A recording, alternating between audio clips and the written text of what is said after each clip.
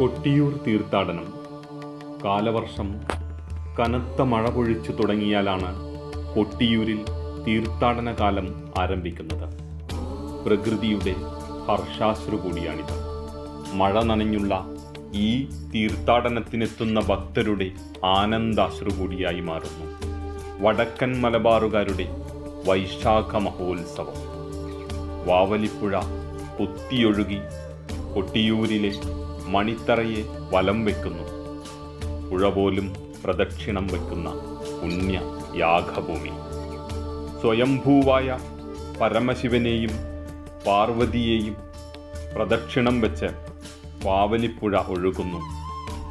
കുളിരണിയുന്ന സഹ്യനിൽ തഴുകിയൊഴുകിയെത്തുന്ന ജലകണങ്ങളിൽ പാദം സ്പർശിച്ച് ഭഗവാനെ ദർശിച്ച് ഭക്തർ സായുജ്യമടയുന്നു.